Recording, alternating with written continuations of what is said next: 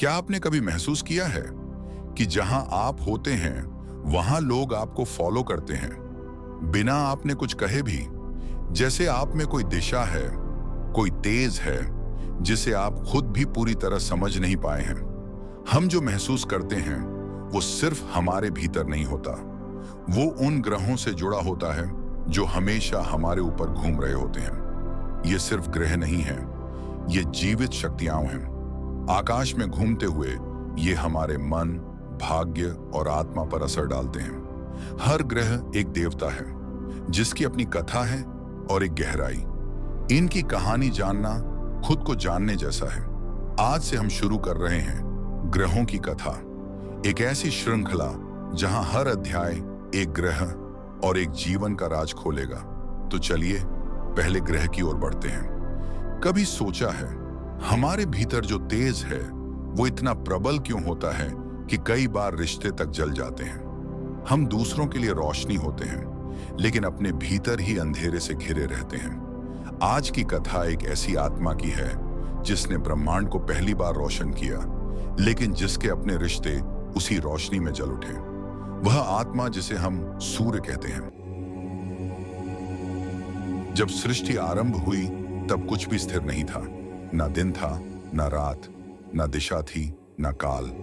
बस एक असीम चेतना थी जिसने समय को जन्म दिया। उस चेतना से प्रकट हुए आर्षि कश्यप, ब्रह्मा के मानस पुत्र, और उनकी पत्नी बनी अदिति, देवताओं की जननी। अदिति ने कठिन तप किया। उनका संकल्प था, मैं ऐसा पुत्र चाहती हूं जो अंधकार को चीर दे, जो चेतना दे, जो सृष्टि को जीवन दे। उस तपस्या से जन्मा एक तेजस्वी पुत्र विवस्वान, उसी को हम सूर्य कहते हैं। उसके जन्म के साथ ही दिशाओं ने आकार लिया, अंधकार चुप हो गया और देवताओं ने सिर झुका लिया। ब्रह्मा ने कहा, यह पुत्र प्रकाश है, यह जीवन का स्रोत बनेगा, यह ब्रह्मांड की धुरी होगा।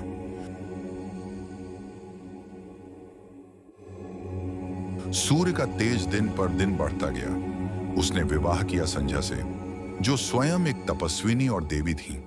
कुछ समय तक सब शांत था, लेकिन तेज का प्रभाव गहरा था। संध्या का शरीर, मन और आत्मा धीरे धीरे उस ताप से थकने लगे। वो कुछ न बोली, पर हर दिन भीतर से झुलसती रही। एक दिन चुपचाप वो सूर्य को छोड़कर चली गई। वो तप करने वन में गई और अपने स्थान पर छोड़ गई अपनी छाया। सूर्य को इस परिवर्तन का पता नहीं चला। उस छाया से जन्मे यम, शनि और ताप्ती जैसी संतानें। लेकिन सूर्य भीतर से टूट चुके थे। उन्हें समझ नहीं आया, मैंने क्या किया? क्यों मेरा तेज किसी के लिए अभिशाप बन गया? क्या मैं स्वयं ही इतना भारी हो गया हूं कि प्रेम मेरे पास टिक नहीं सकता?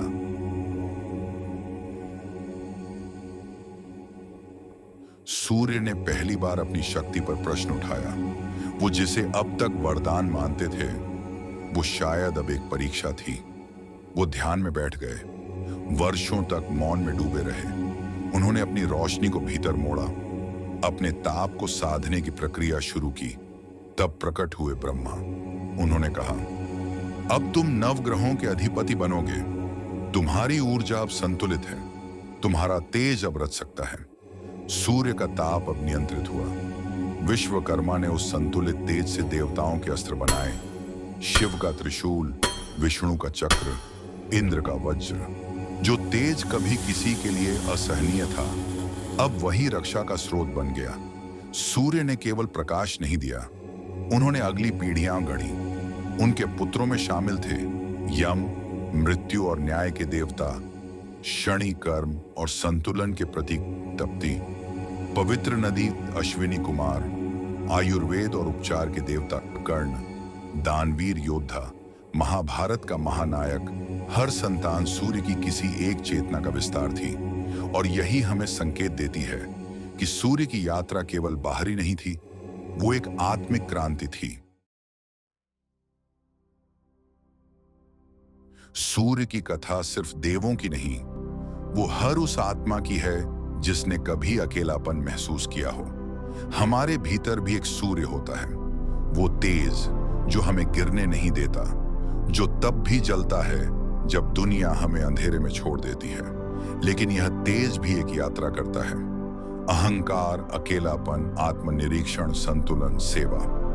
जब हम किसी को खोते हैं क्योंकि हम ज्यादा हो गए थे, वो संझा चली जाती है। जब दुनिया हमें समझ नहीं पाती, वो हमारी छाया को देखती है, आत्मा को नहीं। सूर्य की तरह हमें भी अपने भीतर के तेज को साधना पड़ता है, क्योंकि अगर वो तेज अहंकार बन जाए तो वो केवल जलाता है, पर अगर वो तेज प्रेम बन जाए तो वो दिशा देता है।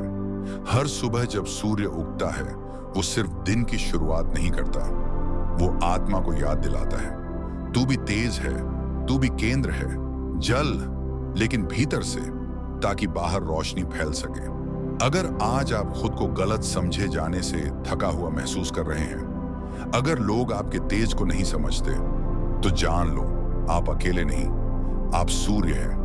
आपको भी शायद पहले जलना होगा, फिर तपना होगा, ताकि आप भी किसी के जीवन का प्रकाश बन सको। हर आत्मा कभी ना कभी सूर्य बनती है, पहले अकेली, फिर तेजस्वी और फिर संतुलित रोशनी।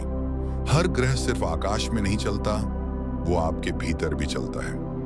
इस कथा को सुनते हुए सोचिए, कौन सा ग्रह आज आपकी कहानी लिख रहा है?